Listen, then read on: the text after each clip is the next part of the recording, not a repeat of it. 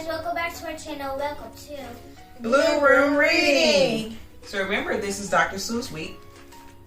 We're going to read today 6 by Seuss. Okay, so it's a whole bunch of Dr. Seuss stories in this book. And it's a treasury of Dr. Seuss classics. Today we're going to read with you guys Gertrude McFuzz. Again, that's Gertrude McFuzz. But remember, this is origami and rock week. So the children are going to share with you their wonderful creations. So, who's up first? So I just made basic origami stuff. This is a fortune teller. And this is a boat. It actually works on water. I just tried it. Okay. Today I have these rocks, and this one is a unicorn, and I painted a rainbow. And this one I did purple and red. On the outside I did purple and red stripes, and then in the middle I did a heart, a red heart. Very nice, guys. Thank you. All right, and today Justice will start first. Gertrude McFuzz. Gertrude McFuzz. There once was a girl bird named Gertrude McFuzz, and she had the smallest plain tail ever was.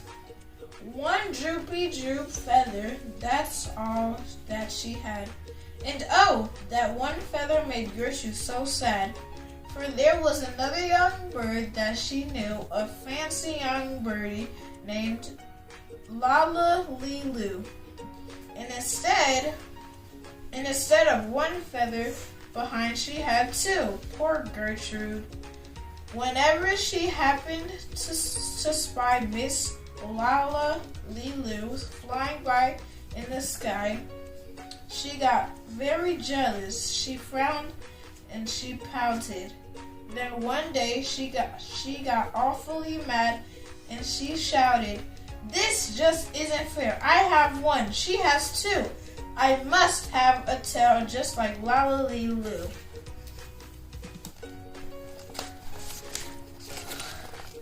See, she has one tail and she has two.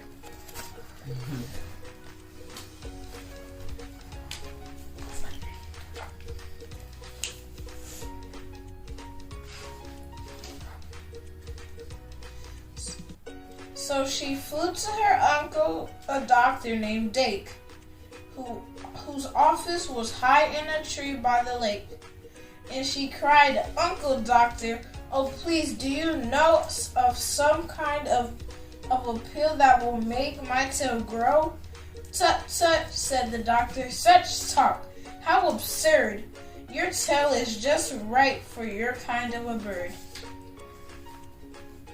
The Gertrude had tantrums. She raised such a din that finally her uncle the doctor gave in, and he told her just where she could find such a pill, on a pillberry vine on the top of the hill. "Oh, thank you," chirped Gertrude McFuzz, and she flew right straight to the hill where the pillberry grew.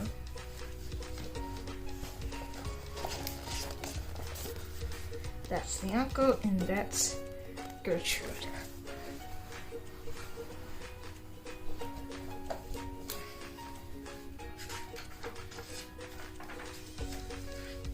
Yes, there was the vine, and as soon as she saw it, she plucked off a berry. She started to gnaw. It tasted just awful, almost made her sick. But she wanted that tail, so she swallowed it quick. Then she felt something happen. She felt a small twitch, as if she'd been tapped down behind by a switch. And Gertrude looked around, and she cheered. It was true, 2 feathers, exactly like Lala Lilu. Then she got an idea. Now I know what I'll do.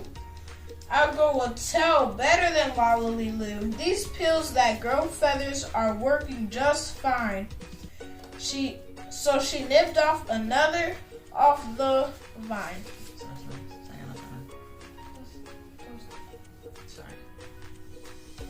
I was gonna show you. Okay, sure. There's the vine, and she got another tip. Now we're gonna pass it to the side. Did you start on this page? Next page. She felt a new twitch, and then You didn't skip. Okay, go ahead. Gertrude yelled, "Wee! Miss Lola has only just 2. I have 3. Will Lola Lee Lou see this beautiful stuff? She'll fall right down flat on her face. Sure enough, I'll show her who's pretty. I certainly will. Why? I will make my tail even prettier still." She snatched at those berries that grew on that vine. She gobbled down 4, 5, 6, 7, 8, 9. As she didn't stop eating, young Gertrude McFuzz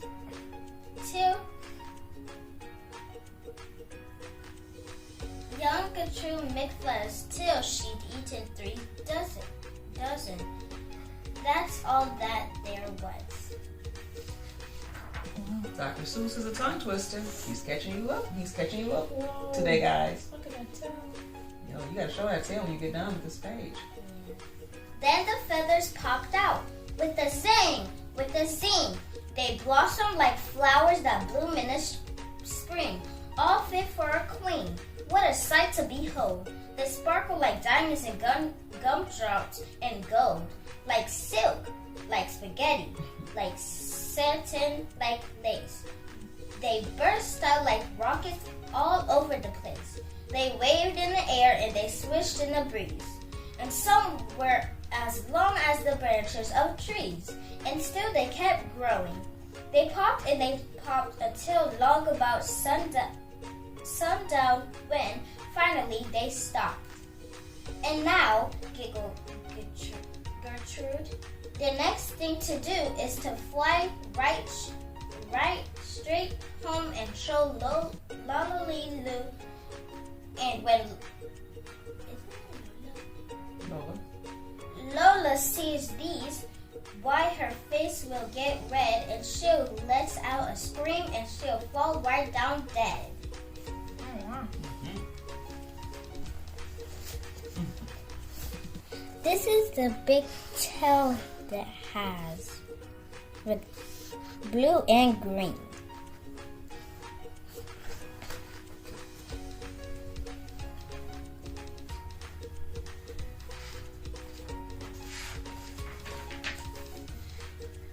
Then she spread out her wings to take off from the ground. But with all of those feathers, she weighed 90 pounds. She yanked and she pulled and she let out a squawk. But that bird couldn't fly, couldn't run, couldn't walk. And all through that night, she was stuck on that hill.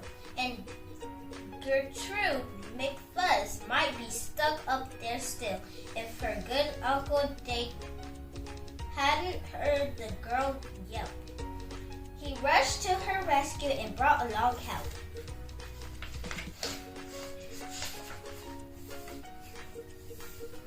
To lift Gertrude up almost broke all their beaks and to fly her back home. It took almost 2 weeks, and then it took almost another week more to pull out those feathers. My, Gertrude was sore.